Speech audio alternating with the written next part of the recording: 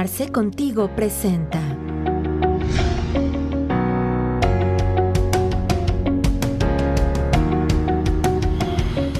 Hola a todos, sean bienvenidos de nueva cuenta a estas sucesiones de Arce Contigo.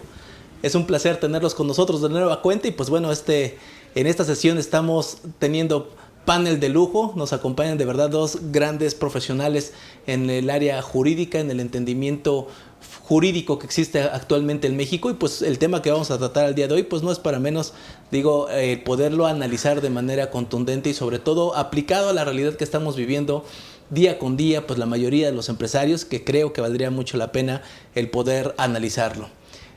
Agradeciendo de antemano que estén con nosotros y bueno, dándoles de nueva cuenta la más cordial bienvenida, invitándolos obviamente para que compartan este contenido ahí con sus amigos, con sus familiares. Puede ser una plática de sobremesa muy padre para que lo estén comentando porque el tema está bastante interesante.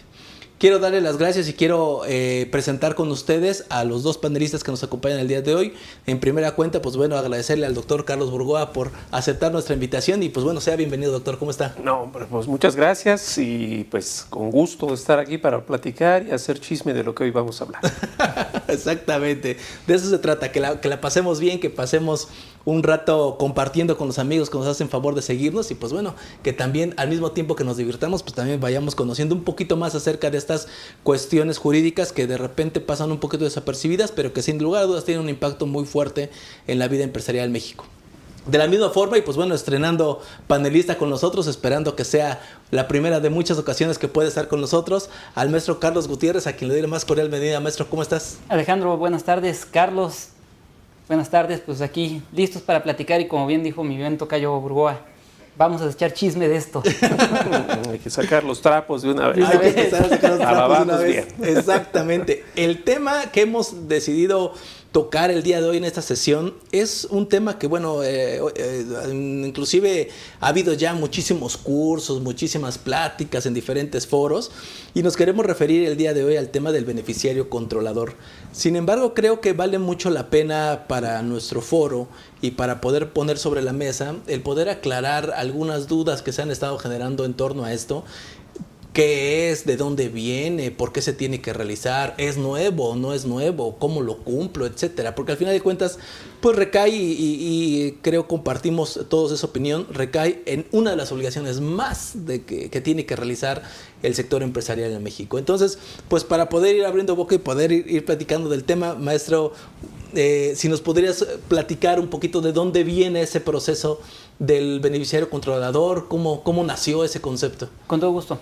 Mira, existe por ahí un organismo internacional del cual forma parte México que se llama Gafi.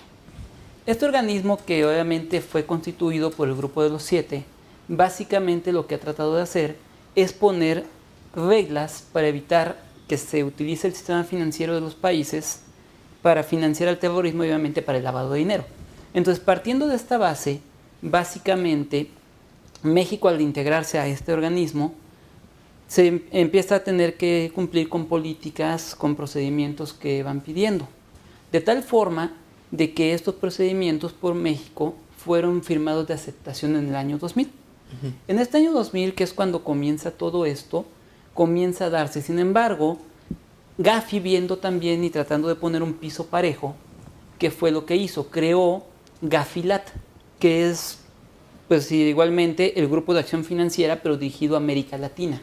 Okay. ¿Por qué? Porque obviamente no podían poner a México a la misma altura de Alemania, de Estados Unidos, de Canadá, porque somos diferentes. En cambio dijeron, bueno, ¿sabes qué? Vamos a regionalizarlo, vamos a tropicalizar estas reglas. Entonces pusieron Gafilat y pusieron las reglas aplicables de México hasta la Tierra del Fuego. Es de estos países que son diferentes a los del G7 que comenzaran a aplicar estas reglas. Entonces, en el año de 2006 recibimos como tal las primeras recomendaciones que le pedían a México implementar. Uh-huh. Y precisamente dentro de estas recomendaciones pues resaltaban básicamente 4. Lo que era la recomendación 10, dirigido a personas con actividades no financieras. La recomendación 22, también dirigido a personas con actividades no financieras. La recomendación 24 y la recomendación 25, que esas son las que están dirigidas a lo que es el sector de personas jurídicas, como ellos le llaman, recordemos que nosotros lo conocemos por ley como personas morales, Sí. al sector obviamente de lo que son figuras jurídicas, que nosotros normalmente aquí lo conocemos como contratos o actos jurídicos, y también dirigido a lo que es servicios de fe pública, en general cualquier tipo de situación. Entonces, ¿qué es lo que buscaron? Obviamente lo que buscaron fue que no se utilizaran las figuras jurídicas en general para ocultar a un verdadero dueño atrás. Es decir, ejemplo, estamos aquí ahorita, mi buen tocayo Carlos Burgoa, estamos tú, Alejandro y yo. Entonces, conformamos una persona moral que se va a llamar Arce. ¿Sale? Entonces todo el mundo va a ver la marca Arce, pero nadie va a saber que atrás de Arce está Alejandro, está Carlos y está Carlos Gutiérrez, ¿no? No lo vas a ver. A esto normalmente le llaman la figura de velo corporativo, es decir, que te cubre para no saber, da una secrecía, y vamos a dejarlo entrecomillado, da una secrecía de quién está detrás de una empresa. Entonces, bajo esta secrecía, pues obviamente los delincuentes, principalmente los organizados, porque los no organizados, pues ¿qué van a saber de esto, no? Pero los organizados, básicamente es lo que han tratado de hacer. ¿Sabes qué? Pues yo hago un contrato con Carlos en donde, pues, le voy a dar toda la facultad para que él pueda actuar a mi nombre de representación, pero el dueño verdadero de eso soy yo. Entonces, ante la empresa aparece Carlos Burgoa, pero el verdadero dueño es Carlos Gutiérrez. Correcto. Entonces, este tipo de situaciones se empezaron a dar cuenta que estaban pasando. Pero como bien dices, trae toda una historia. ¿Por qué? No nos vamos tan lejos. Por ahí de los años 90 fue donde comienza la regulación del lavado de dinero como ya una tipología de delito. En México pues llega un poquito después. Pero en Estados Unidos comienza en los años 90, donde empiezan a decir, ¿sabes qué? No, eso está mal. Y empiezan a poner sanciones, y empiezan a revisar. Empezaron obviamente por el sector financiero, los bancos. Y de ahí lo han ido permeando poco a poco a distintos sectores. Entonces, exactamente es ahí donde está. Entonces, ¿qué pasa? México, como respuesta a todo esto, ha tenido, vamos a decirlo así, 3 grandes respuestas. Porque digo, ha habido otras pequeñitas, ¿no? Pero ha habido 3 grandes respuestas. La primera de ellas fue el propio, en la ley que hoy conocemos como ley antilavado, o como su nombre técnico es, la Ley Federal para la Prevención de Recursos de Procedencia Ilícita, donde aparece para nosotros por primera ocasión ya de manera legal la figura de beneficiario controlador. Posteriormente, en el año 2008, a la Ley del Sistema Financiero, donde a los bancos les empiezan a exigir que precisamente vayan haciendo también la identificación de los beneficiarios controladores cuando alguien vaya a abrir cuentas bancarias o en general hacer cualquier tipo de instrumento financiero, ¿no? Claro. Y la tercera gran respuesta, y vamos a dejarla entre comillas, es la de la última reforma fiscal, la que se da al Código Fiscal de la Federación de este año 2022, incorporando obligaciones en general a todo tipo de contribuyentes, siempre y cuando sea persona moral, notario o participen en una figura jurídica. Ok, entonces entendemos que este sesgo histórico que ya trae el tema de beneficiario controlador ya viene de muchísimo tiempo, que viene inclusive de una institución internacional como es la OSD, el G7 que fue el origen, ahora el G20, en donde todos los países que colaboran en estos organismos pues están, digamos, poniendo de acuerdo para que sean eficientes las políticas que van implementando. Yo creo que en determinados momentos se dieron cuenta que las acciones que tenía por ahí Estados Unidos o que tenía por ahí la Unión Europea, etcétera, pues resultaban insuficientes si no había una coordinación global. Y de ahí, pues que han salido conceptos que ahora, pues bueno, se han tenido que tropicalizar a lo que es la legislación mexicana. Y en los temas que nos acaba de comentar el maestro Carlos, doctor, hay dos temas que me parecen fundamentales para que esta regulación pueda funcionar.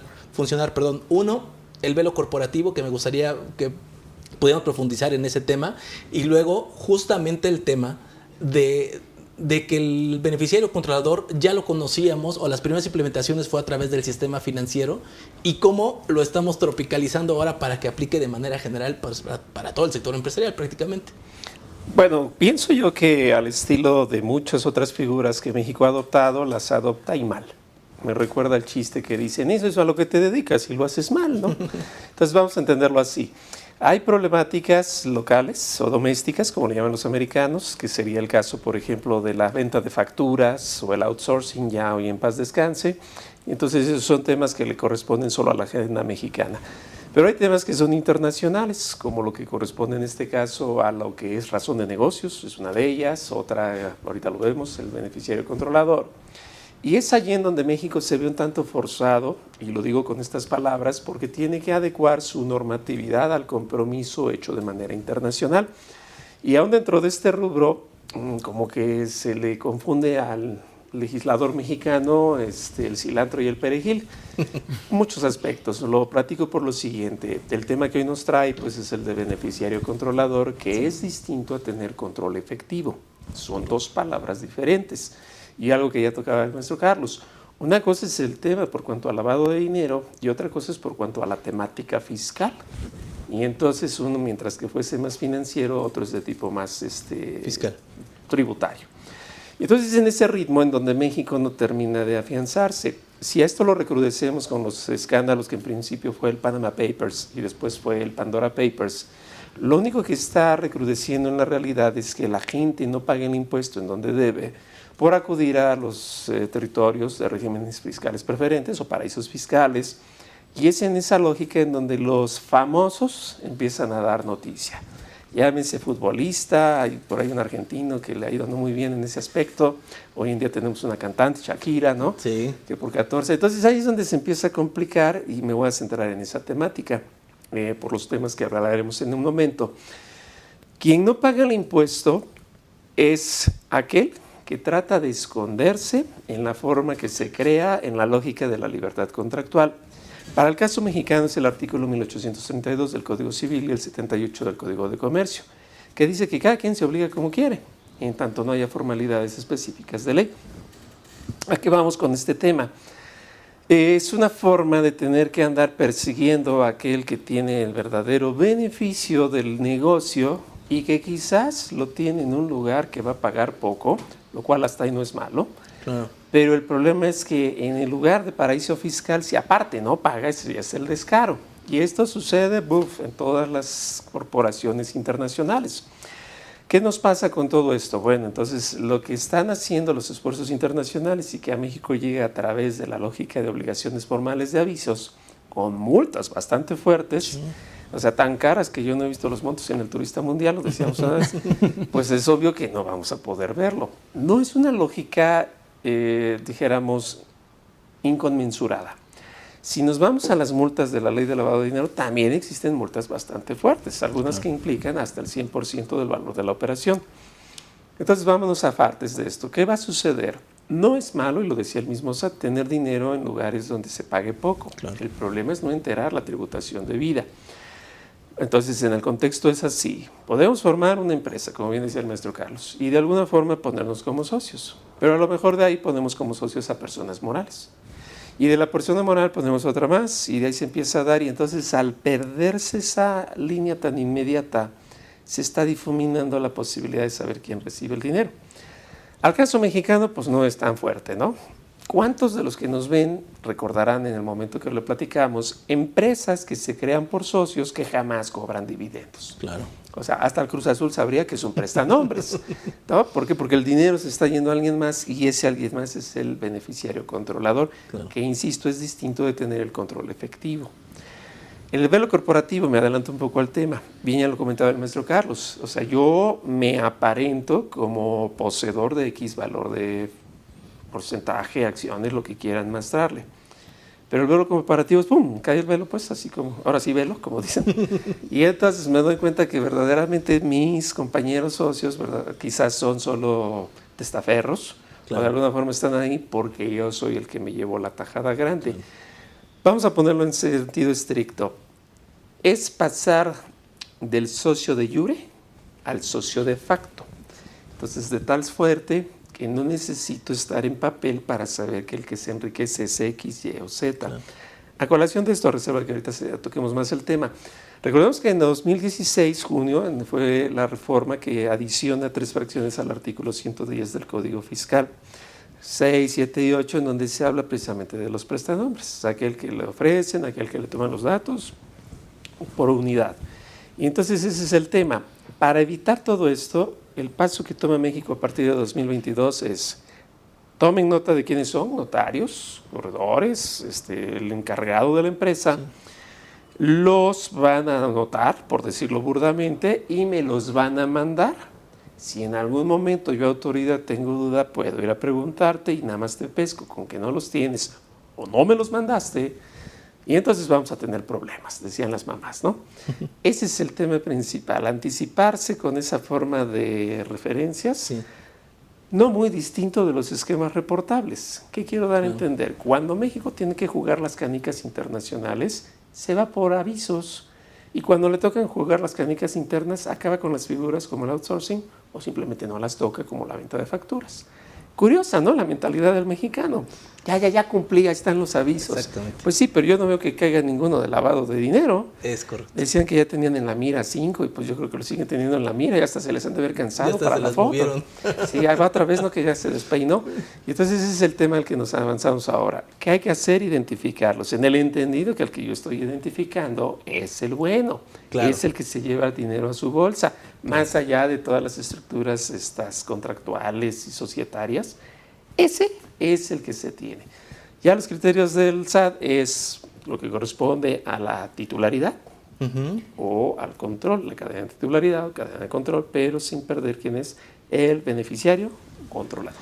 Ese tema, a la hora de tropicalizarlo del sistema financiero al sistema tributario, cambió bastante. Inclusive, por ejemplo, yo me atrevería a decir que cuando fue la recomendación por parte de la GAFI, por parte de la OSD, para que se hiciera el reconocimiento, se identificaran a las personas que podían estar utilizando algunos esquemas, llamemos abusivos a la hora de la tributación en México de manera internacional, la regulación que hubo inclusive en materia de PLD fue menos agresiva que la que tenemos ahorita con la reforma en materia fiscal.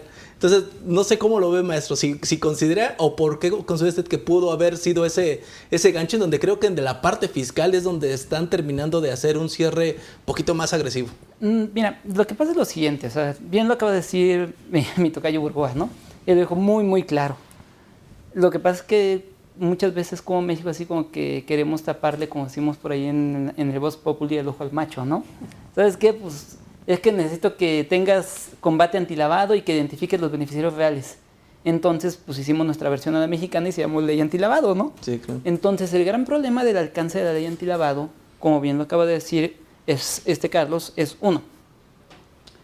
Esta ley está dirigida a proteger el sistema financiero.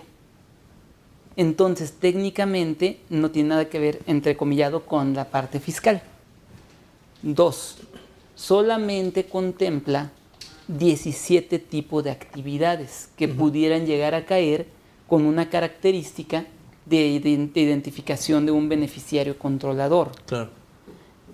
3.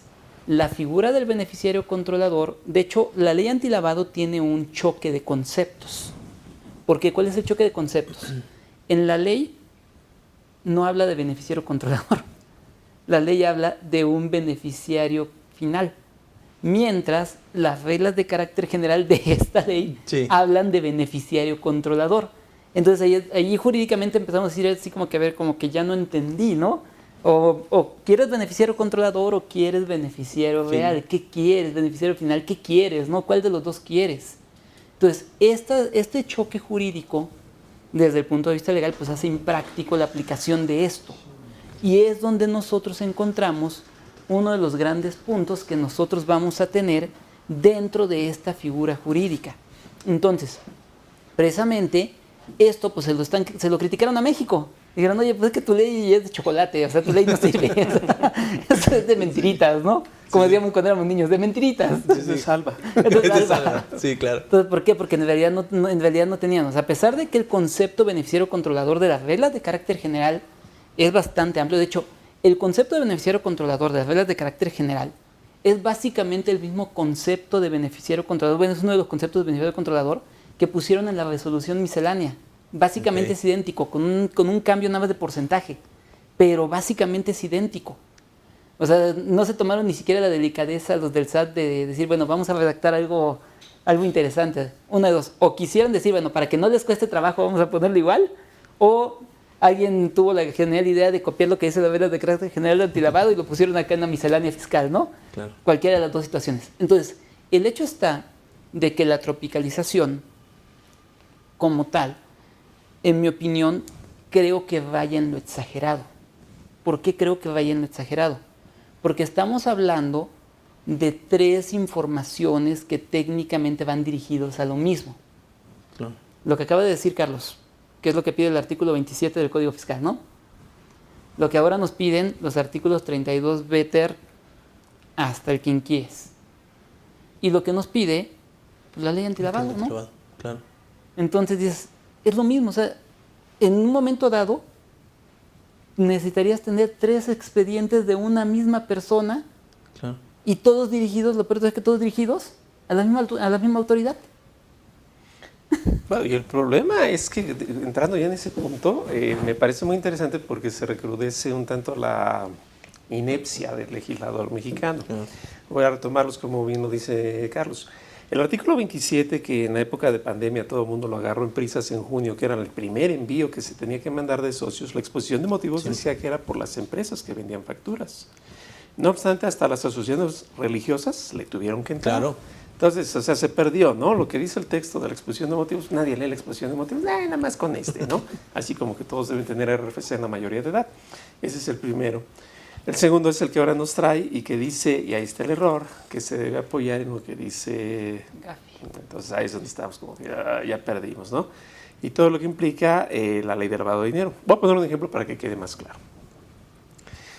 Va un tipo con botas, sombrero y hebilla ancha a comprar una Homer, de esas camionetas que son para impresionar a gente que no nos importa, con un dinero que no tenemos, los normales, pero ellos sí pueden.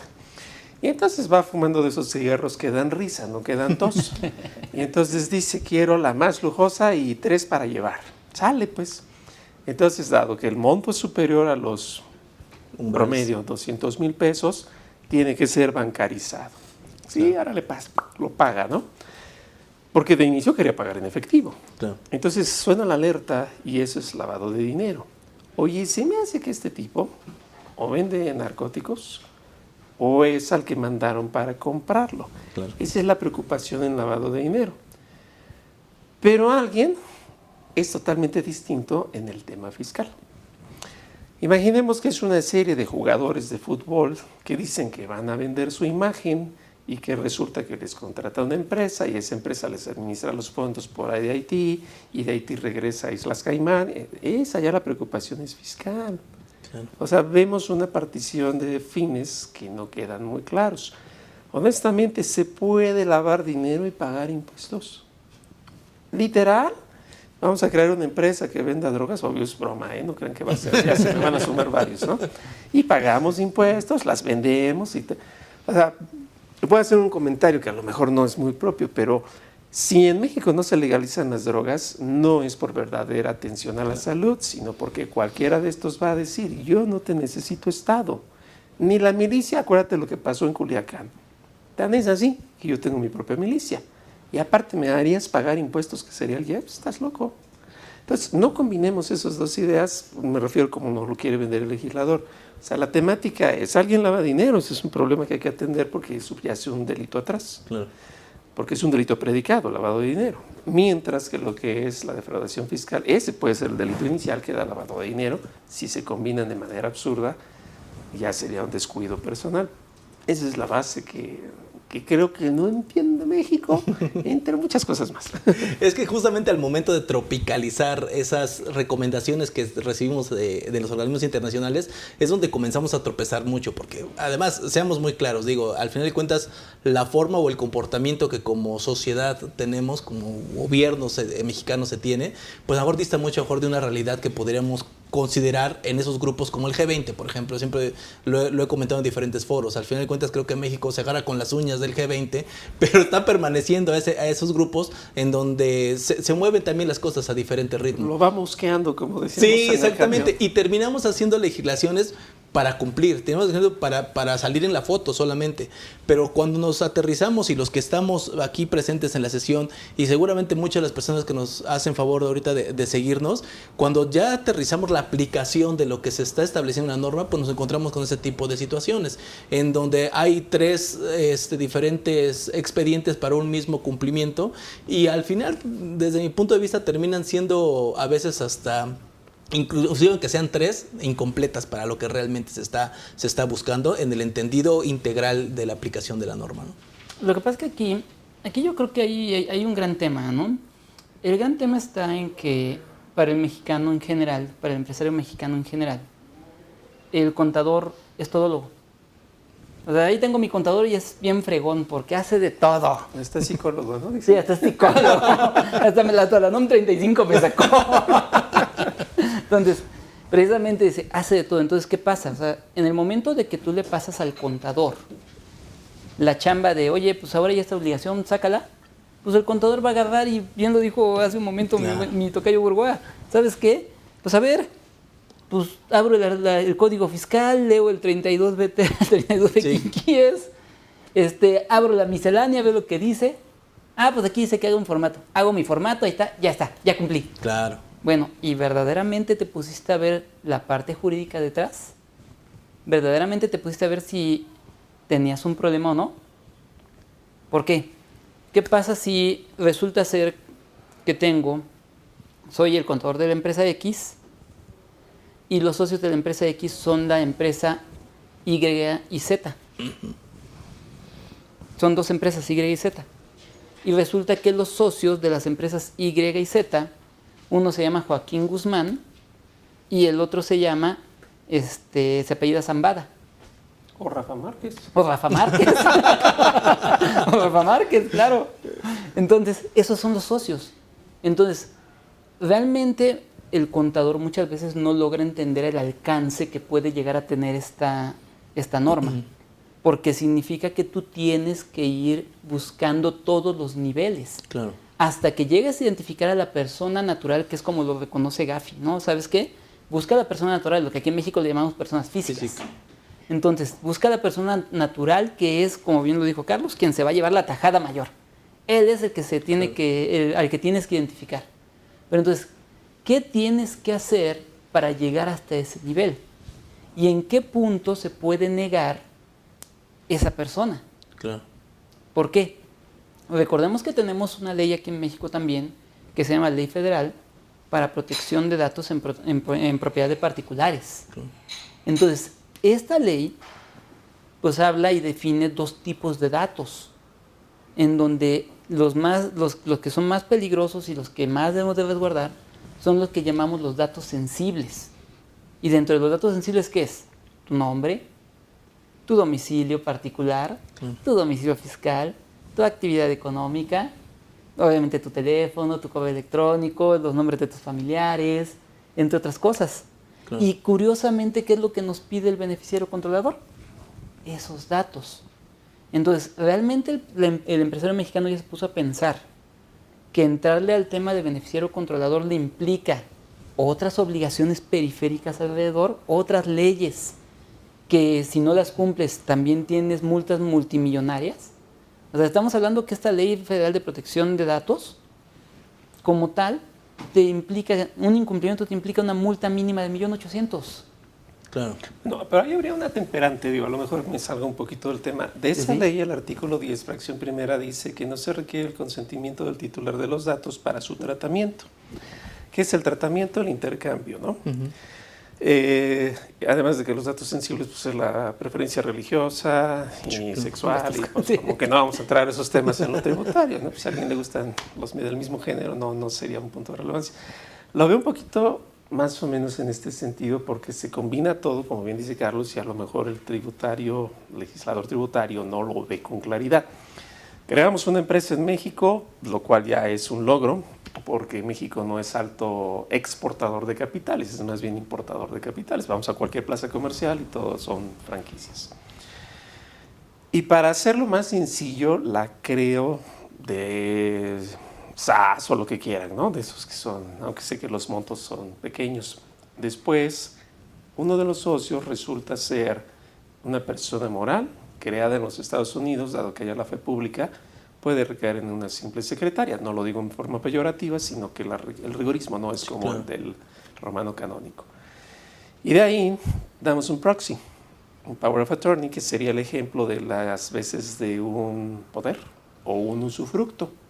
Detengo ahí la idea porque todos dirán, la nula propiedad, falso, reprobados. Que no. O sea, la nula propiedad se consolida solo cuando el usufructo es vitalicio, lo dice el mismo Código Civil, pero si el usufructo es temporal, desde o hasta, dice el Código Civil, entonces ya cambió.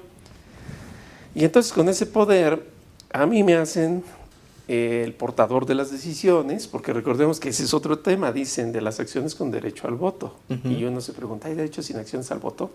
Hay 3 tipos de socios, fundador, capitalista y de industria o esfuerzo. Ya si esas diferencias no las pesca el legislador tributario, pues ya estamos fuera de la jugada. Y entonces yo, que resido en las Islas Caimán, estoy haciendo las veces de decidir por el socio en papel, que es las veces que me va a decir, y ¿sabes qué? Ponme este tipo de administrador. ¿Cómo quieres que se llame? Pues Juanito, ¿no? Y si Juanito no lo hizo bien, pues al ratito Pedro, ¿no? Y entonces el poder fue por mí para este año, y el que sigue es para mis hermanos, y luego así, el padrino, ¿no? Casi. Entonces la pregunta es, y ahora sí, como bien decía Carlos, ¿cómo va a llegar el contador hasta aquí? Es tanto como desmantelar la idea real y ponerla, lo cual es tan difícil de que alguien se sincere como en los esquemas reportables, ¿no? O tanto como al ir al confesionario en la iglesia, es bien difícil.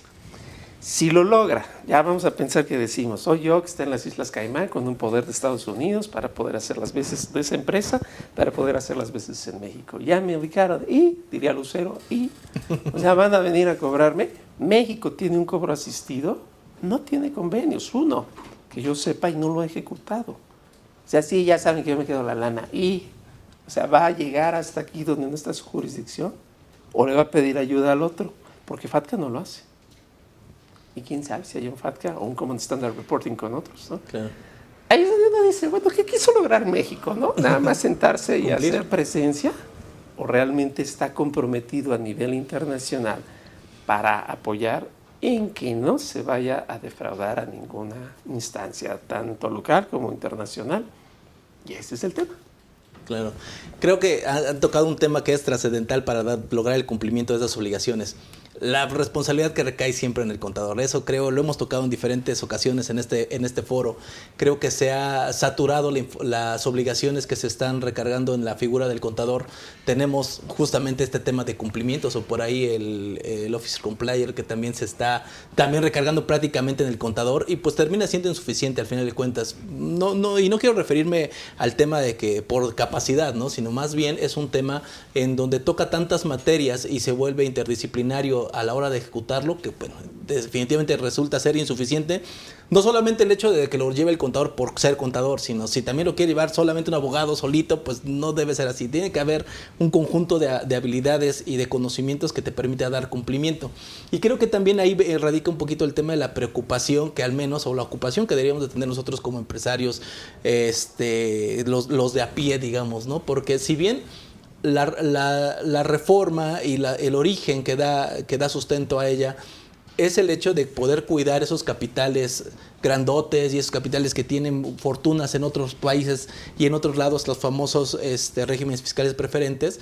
La realidad es que al momento de tropicalizar y de ejecutarlo o de plantearlo en la legislación mexicana, pues no aplica nada más para esos. Aplica pues prácticamente para todos. Y entonces vemos en estas modificaciones al Código Fiscal de la Federación que tenemos todas las personas morales con una obligación que tienen que llevar a cabo, todas las figuras jurídicas a través de la cual se hagan algunas operaciones, como me viene a la cabeza una AMP, por ejemplo, que pudiera también estar en el supuesto, los fideicomisos y bueno, las instituciones financieras que ya de por sí traían una regulación en ese sentido. Pero creo que viene delicada en ese sentido la obligación, porque entonces tenemos que llevar o aterrizar a un menor nivel, hablando en temas económicos para empresas que son un poquito más pequeñas y que no tienen esa capacidad instalada, pues ahora tenemos que llevar esa obligación hasta ese nivel. Y entonces comenzamos a tropezar y comenzamos a hacer cuestiones hacer incumplimientos que terminan siendo ventanas abiertas para que la autoridad pueda entrar y generar facultades y poder generar actos de molestia a los contribuyentes, y que además pues tenga la facilidad de que le pone el candadito de que, como ya es parte de la contabilidad, que ese tema es importante, como este cumplimiento se vuelve parte de tu contabilidad, entonces es muy fácil de exigir como parte de las facultades de comprobación de la autoridad.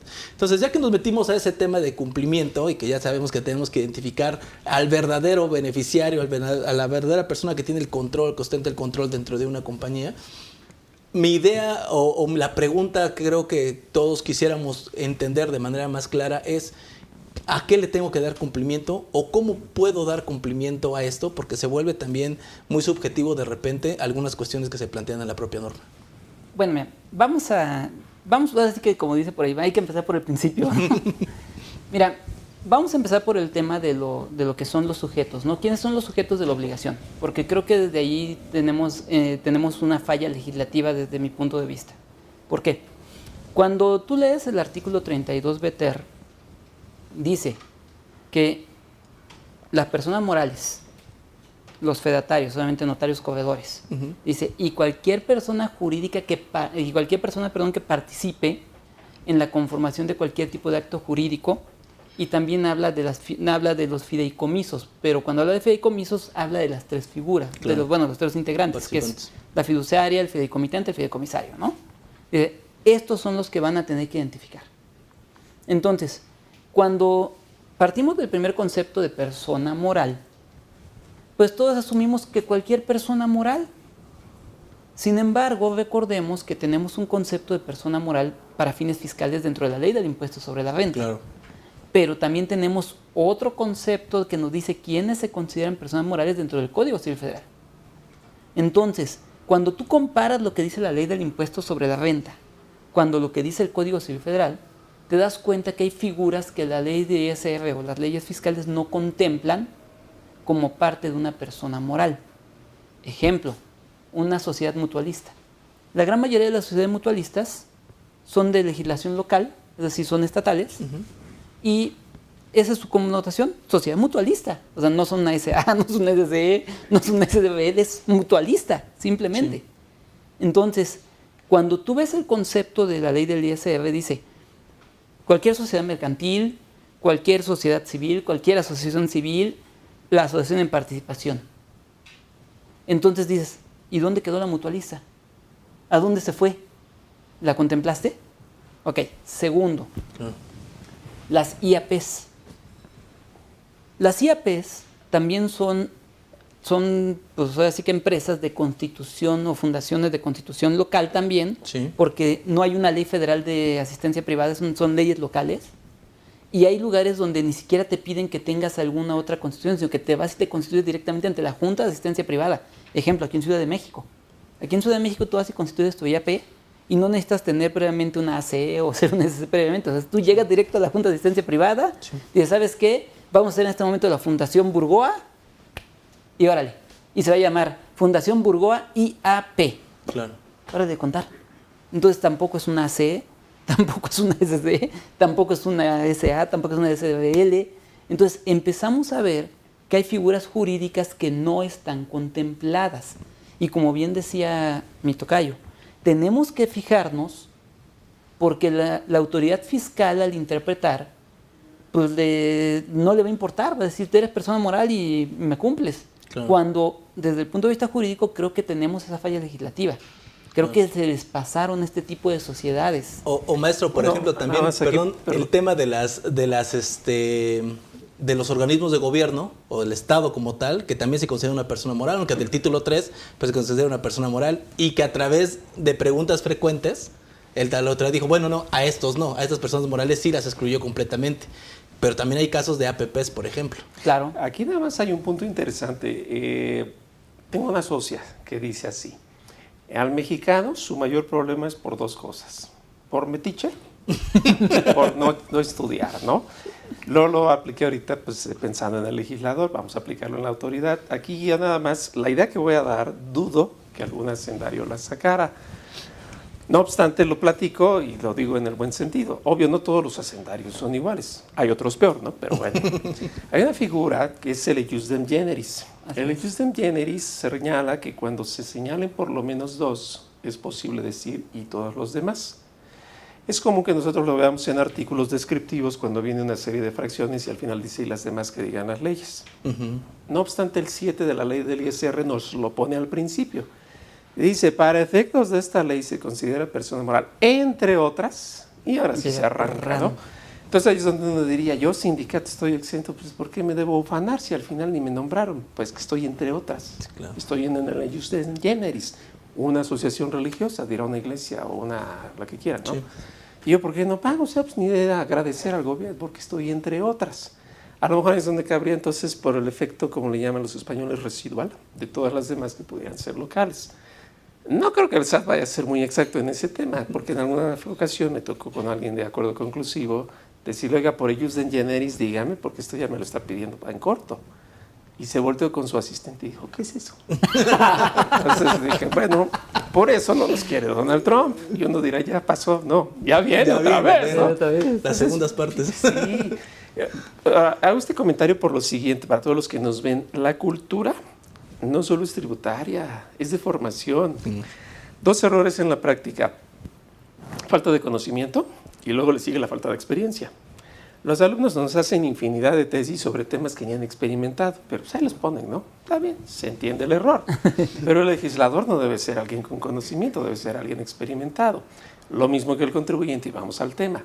¿Quién de todas las empresas llevan sus libros sociales? Para empezar. Yo creo que piensan que los libros sociales van a fiestas o algo así. No, o sea, ¿cuántos son? ¿3 o 4? A ver, libro de actas de asamblea, libro de variaciones de capital, libro de acciones y el del consejo de administración, si existe tal. Si no, nos quedamos en los 3. Cada vez que yo realizo un cambio, debo advertir que se tocan los 3. Claro. Y en la lógica, ojo, de que sea una asamblea ordinaria, lo dice el 194 de la Ley de Sociedades Mercantiles, no se debe protocolizar. Dicho como comercial, no lleva fecha cierta, ¿sale? Y esto no se lo sabe el SAT. Solo si el acta, aun siendo ordinaria, está fuera del libro, se debe protocolizar. Y la segunda, toda acta extraordinaria debe protocolizarse. ¿El SAT sabe esto? La respuesta es no, pero se le hace fácil soltarla como el comodín en las cartas, cuando en realidad es su deber fundar y motivar por qué debe tener fecha cierta. Me regreso al tema que nos toca hoy. Si alguien no tiene sus libros sociales, pues menos vas a saber quién es el beneficiario controlador. Claro, o sea, si no tiene las acciones, y uno dice, ¿y de qué sirve esto? ¿Han ustedes oído hablar del escrutador? O sea, sí, ese claro. Es un tema, o sea, básico, es como entrar en la lista. Tú estás en la... No te veo en la lista, no puedes pasar. Claro. Y ya que estés en la lista, debo saber si eres tú o si viene alguien más detrás y ese es el beneficiario controlador.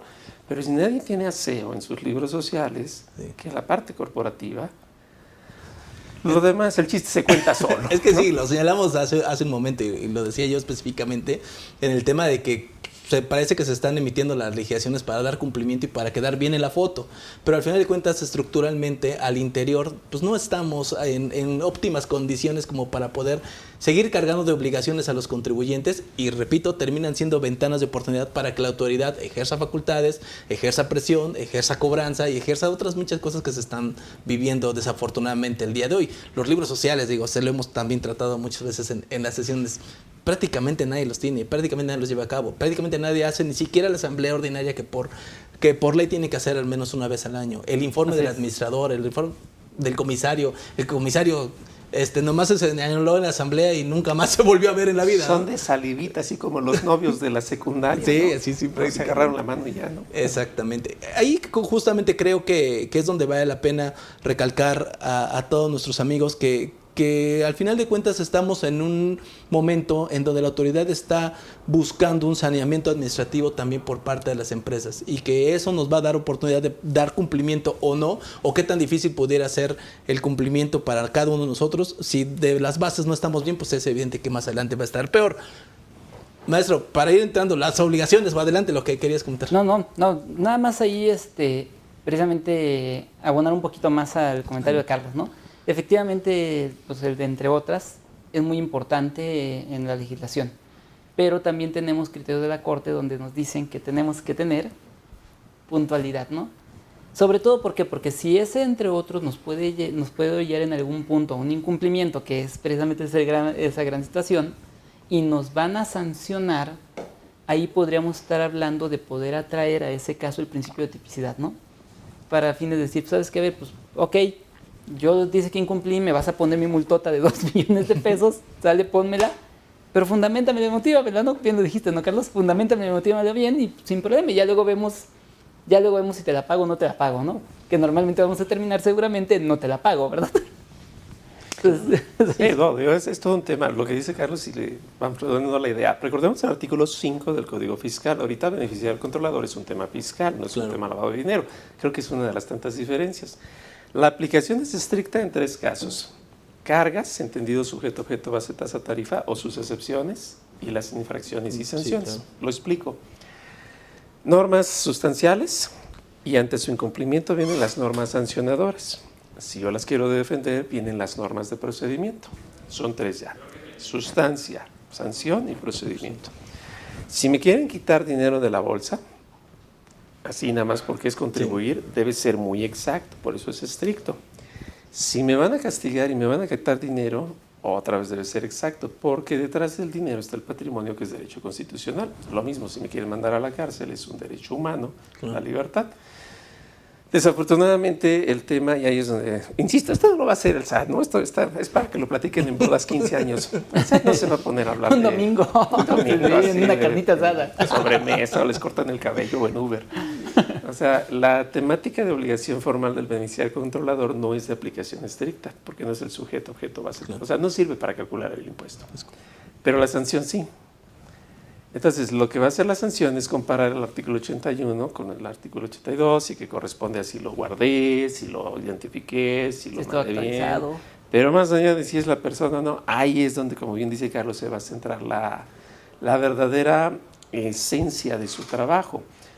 ¿Qué quiero retomar con esto? El SAT, y todo México en realidad, a veces no estudiamos. Somos mexicanos, no estudiamos. ¿Qué pasa en México? Cuando para fines tributarios no puede la autoridad, así como la canción El Negro no puede, le ponen infinidad de presunciones. Sí, claro. O eliminan la figura del estilo sí. outsourcing. Yo no he visto un compromiso mexicano en donde las autoridades se pongan a estudiar al grado que lo estamos haciendo ahorita, para que a mí me diera verdaderamente hasta gusto leer una sentencia que diga, ¿cómo aprendí de esta? O sea, no ha pasado todavía en la vida, pero espero que los nietos de sus nietos lo alcancen a ver. Esa es la temática. O sea, yo no veo en la ley y el orden que al momento de que Horatio, Simon Baker o el que quieran personaje de la tele, cuando no puede el legislador americano, ya está, con presunción ya llegaste a donde quieras. No. O sea, lo que hace atractivo una serie de televisión es el personaje. Y lo que haría atractivo a México es un país en donde el Estado de Derecho, que tanto defiende su presidente en las mañanas, verdaderamente se viviera con la astucia técnica. Pero como bien dicen, nos movemos más por lo que dice la bola.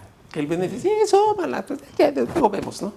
Entonces, ese es el problema, que no se entra a los temas exactos. Último ejemplo. Venta de lo que es la famosa idea de la venta de facturas. Todo mundo, sí, ¿no? ¿Sabían ustedes que del artículo 192 al 195 del Código Federal de Procedimientos Civiles se regulan las presunciones divididas en supuestos y contenido? ¿Y cuáles son los supuestos? Porque la gente luego defiende el contenido. ¿Cuáles son los supuestos? Entonces volvemos al tema de beneficiario controlador. ¿Cuáles son los supuestos que verdaderamente me llevan a la identificación, la conservación? Sí, y claro. ahí se acabó el chiste. Exactamente.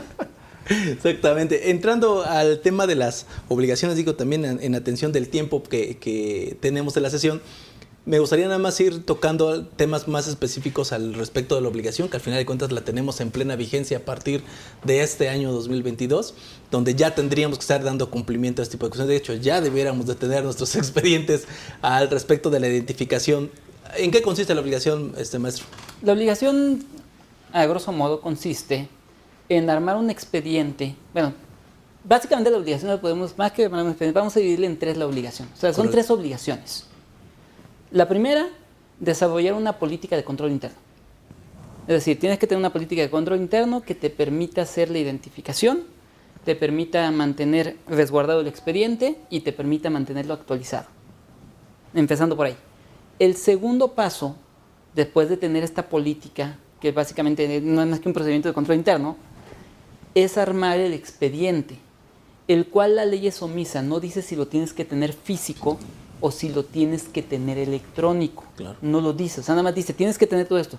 Y nos da una lista a través de la resolución miscelánea fiscal en la regla 2.8.121. Y para los notarios le agrega la 22. Entonces, dice, tienes que tener todo esto y empieza a decir una identificación oficial, su nombre, su alias, su sexo, e incluso llega al grado de que te pide, hasta si es casado, que digas qué tipo de régimen tiene y el nombre del esposo o esposa, o inclusive concubino o concubina, según sea el caso, ¿no? Entonces, es armar el expediente. En mi opinión, basándonos en lo que nos dice el artículo 30 y el artículo 31, en mi opinión podemos tenerlo electrónico. Nada más sugerencia, yo les sugeriría que si lo hacen electrónico le pongan un sello de tiempo, para fines de que pueda demostrar, en el caso concreto de que llegue a la autoridad, que la información que está ahí, por lo menos al momento de constituirse, se mantuvo inamovible y obviamente se apega a lo que dice el 210A del Código Federal de Procedimientos Civiles, ¿no? Ahora, la tercera parte de la obligación precisamente es la actualización del expediente. ¿En qué consiste la actualización del expediente? No lo dice, nada más dice, tiene que ser, tiene que estar actualizado.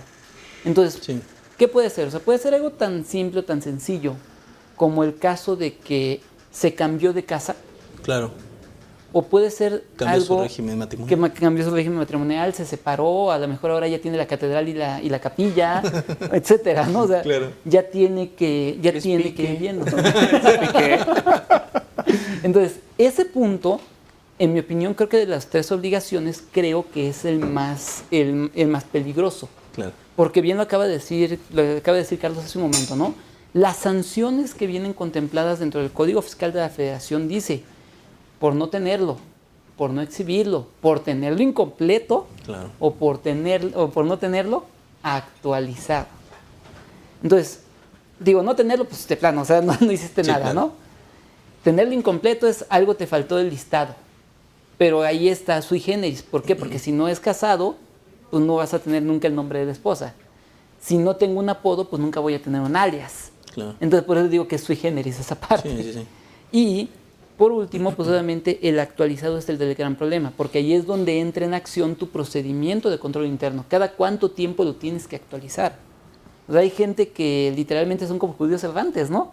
O sea, hoy viven aquí en Bosques de Ciruelos, pasado mañana viven en Bosques de Tamarindos, pasado mañana ya viven en Cuernavaca, y eso sucesivamente. Entonces, ¿cada cuánto le vas a pedir que te esté actualizando una información? ¿Y qué tan efectivo va a ser tu procedimiento de control interno para detectarlo? Porque recordemos que es eso, el procedimiento de control interno lo que busca es detectar esta situación. Entonces, ¿cómo lo vas a hacer? Porque bien lo decía Carlos Serra. Uno, ¿cómo vamos a llegar hasta ese nivel? ¿Cómo vamos a saber que el que era mi socio que vivía en Bahamas, ahora ya no está en Bahamas? Se fue a su casa que tiene en Islas Caimán y ahí estuvo 8 meses. Y si nos vamos a las reglas de la renta internacional, eso ya lo cambia de residencia para fines fiscales, ¿no? Entonces, ¿cómo vas a enterarte de todo eso cuando tiene las 2 casas sin ningún problema? O sea, siempre las ha tenido, pero se avienta sus temporadas en una y sus temporadas en otra, ¿no? Pues es que es muy interesante lo que comentas, porque precisamente para 2022, una de las tantas presunciones que salieron es que todo aquel que sea de nacionalidad mexicana se presume residente mexicano, salvo que tenga su constancia de otro lugar. Si así no es, nos vamos al 110, fracción quinta, y entonces hasta es delito del Código Fiscal. Esa es una. La otra, pues sabemos que todo cambio de domicilio tendría que darse aviso en 10 días al SAT, vamos a pensarlo local, y de esta manera pues todos estamos muy atentos a tenerlo. Ahora, si yo no tengo por compliance debidamente ubicados a mis socios y su actualización, corro el riesgo de que en alguna contingencia extrema, hasta a mí me cancelan mis sellos como persona moral, regalo de 2022, porque mi socio es uno de los que huelen feo. Entonces eso ya me duele aquí más allá. Entonces, como se conjunta todo, como que se hace más evidente que hay que estudiárselas, ¿no? Sí, y el claro. Officer Compliance o quien quiera poner en esa idea, tiene que ser muy exacto en el cumplimiento. ¿Qué significa estar en este tema? Y las obligaciones de beneficiario, controlador, etcétera. Se necesita ser proactivo y no reactivo, pero en México creo que es al revés, siempre nos están arreando para hacer lo que debimos hacer siempre. Yo no sé por qué en México pasan dos cosas. A toda pregunta se hace dos veces. Oiga, ¿no tiene plumas? No, no las tenemos. ¿De veras no tiene?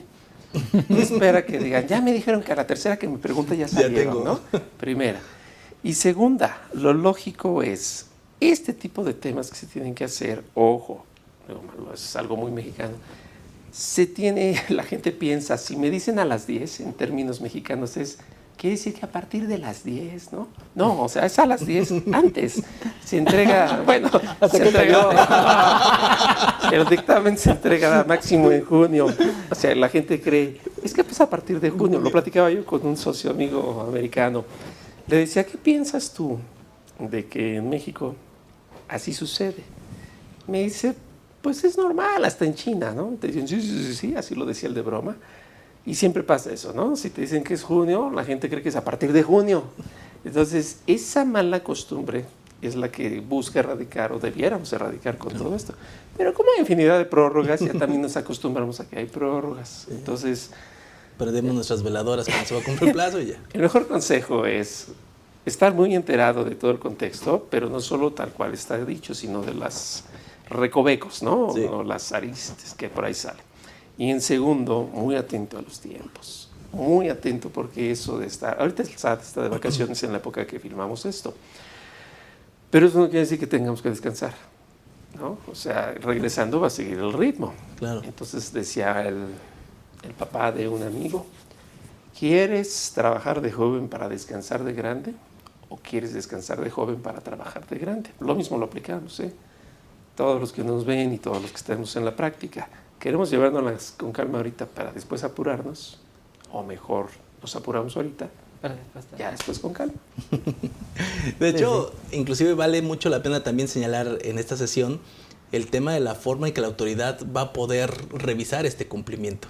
Es una parte bastante interesante. Por ahí el propio Código Fiscal establece de los convenios que va a estar celebrando con diferentes instituciones para comprobar la veracidad de la información que se está presentando. O sea, no solamente es el hecho de que se cumpla en su momento cuando se solicite como parte de las facultades de comprobación de la autoridad, que se entregue esa información directamente, que sale a colación también señalarlo, el hecho de que no tenga que enviar, no significa que tenga que enviar su expediente ni nada por el estilo, sino es tenerlo resguardado para que cuando la autoridad lo solicite, pues bueno, esta lo pueda dar cumplimiento. Sin embargo, no queda ahí la obligación simplemente, porque habrá que ver que la autoridad pues dé por satisfecha esa obligación al momento de comprobar con la infinidad de información que tiene, con el gran intercambio de datos que existen actualmente con temas tecnológicos, pues bueno, que lo que le estás mostrando en ese expediente sea lo adecuado. Y una cosa que me llama muchísimo la atención es que también el propio código señala que la autoridad va a poder verificar inclusive que el expediente se creó en el momento adecuado, que se generó en el momento adecuado. Y me llama la atención justamente por el comentario que hacía el maestro, ¿no? Para generar ese sello de tiempo. Ese sello de tiempo. ¿No? De hecho, precisamente por eso que hacía yo ese comentario, ¿no? Porque al momento de que en el artículo 42 en la facultad dice eso, de que puede verificar el momento de creación, por eso es que yo di la sugerencia de que lo hiciéramos electrónico. Claro. Lo haces electrónico, le metes el sello de tiempo y recordemos, el Código de Comercio precisamente es donde nace esto del sello de tiempo. En este sello de tiempo, que si no mal recuerdo, y si no, corrígeme por favor, tocayo, creo que es el 91 bis de Código de Comercio, si no mal recuerdo, ahí menciona precisamente que una forma en la que tú puedes demostrar que un documento electrónico ha permanecido inalterable es a través del sello de tiempo. Y entra una norma oficial mexicana que es la 151 de Secretaría de Economía, en donde precisamente quién te da el sello de tiempo. La gran mayoría de los que son packs de certificación de CFDI, la gran mayoría también se ha convertido en un proveedor de sello de tiempo. Porque es el mismo proceso. Es armar la información, se la mandas al proveedor autorizado y este proveedor autorizado le mete un sello digital donde en el sello de tiempo, ¿qué es lo que pone? La fecha y hora de creación y pone obviamente el número de certificado con el que se certificó. Es decir, equivaldría, y digo equivaldría porque no es igual, a una fe pública, que un tercero diga, sí, lo hizo en este momento, ¿sale? Entonces, en ese sentido, precisamente por eso el sello de tiempo sirve para cumplir esa parte de la obligación. A ver, ¿cuándo lo creaste? No, pues mira, lo creé el día 10 de julio del 2022. Ah, perfecto. Y obviamente, ¿cuál va a ser la respuesta del SAT? Demuéstramelo. Claro. No tiene fecha cierta. No tiene fecha cierta. No tiene fecha cierta. Entonces tú le sacas tu sello de tiempo y se acabó. Claro. Bien lo dijo Carlos hace rato. No todo necesita tener fecha cierta. Claro. No todo necesita tener fecha cierta. Y esto es un tipo de expediente que puedes sellar de esta forma y tiene exactamente la misma validez. De hecho, es la validez probatoria. El 210 es exactamente lo que dice, que se van a presumir válidas todo lo que la tecnología aporte. Y en su segundo párrafo dice, siempre y cuando se demuestre que se mantuvo inalterable. Entonces, el sello de tiempo es lo que te garantiza que ese documento, ya sea un PDF, llámese un XML, hasta un archivo de Word, si tú quisieras, permaneció inalterado. Correcto. Sí, de hecho creo que ahí vamos a entrar justamente a las complicaciones que decía hace un momento.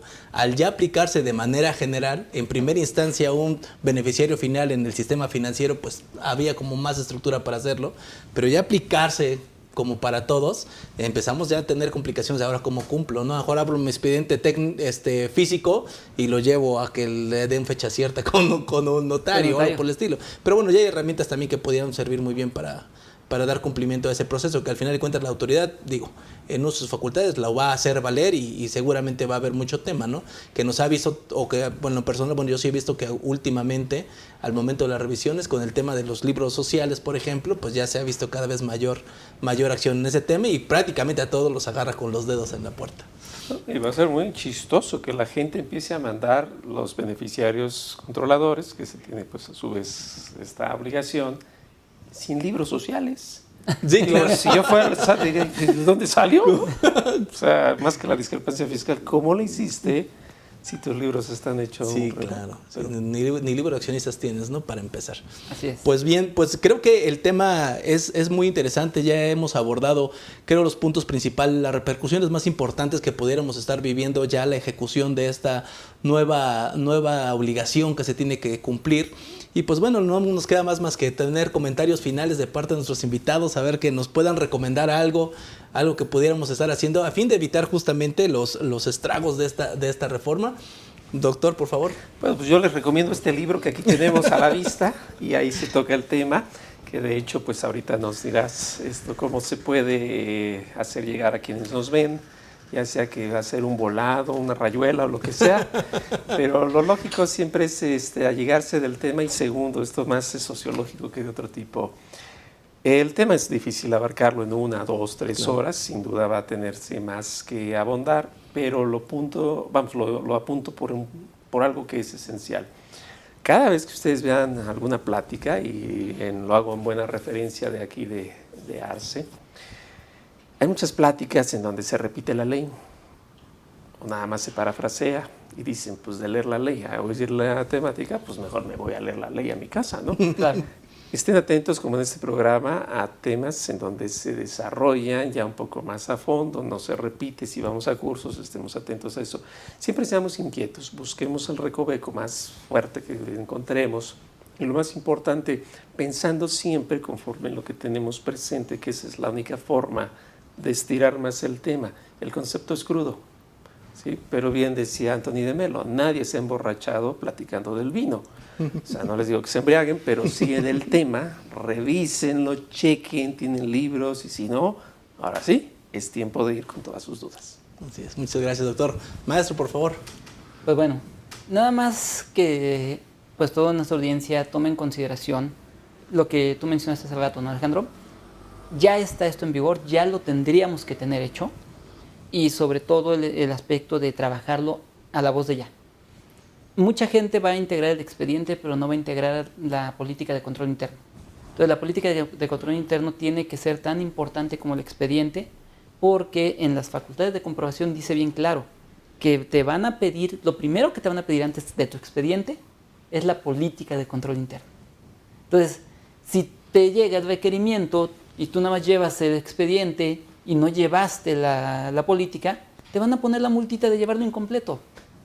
O sea, tú vas a decir, es que mi expediente cumple perfectamente con la miscelánea. Sí, está padre, pero ¿y tu política? Claro. ¿Dónde quedó? Entonces, que tomen en consideración eso. O sea, que no se trata nada más del expediente, se trata de la política y de lo que está alrededor de la política. O sea, que la política no es de que la escribo y la guardo en un cajón y ya estuvo. No, es que puedas documentar que la política funciona. Claro. Entonces, tomen en cuenta esa base, porque como bien dijo mi buen tocayo, el doctor Carlos Burgoa, pues claramente tenemos que tener esto en funcionamiento y hay que trabajarlo, hay que revisarlo y sobre todo, alléguense del especialista. Si no se consideran capaces, por la razón que sea, mejor alléguense del especialista. Para eso hay especialistas. Claro, bueno, pues muy bien, muchas gracias. Yo creo que ya que el doctor Carlos nos hizo el grandísimo favor de traernos un obsequio aquí para toda nuestra comunidad, pues bueno, vamos a aprovechar, si les parece bien, a la hora de subir esta sesión, que les tenemos esta sesión en el canal, si nos dejan regaladas 2 preguntitas para que quien pueda contestarlas, pues bueno, quien pueda contestar esas preguntas, el primero que las conteste, pues que se lleve aquí este ejemplar que nos hace favor el doctor Carlos de traernos y que pues bueno también es para ustedes, ¿no? Básicamente. Doctor, pues muchísimas gracias por su tiempo.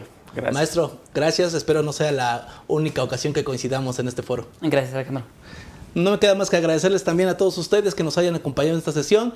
No se olviden compartirlo, darle like y pues bueno, que sea la plática, como dice el doctor, de las bodas 15 años y pues bueno, que seamos cada vez más los que compartimos información con valor. Muchísimas gracias y que tengan buena tarde. Invitamos a seguirnos en nuestras redes sociales.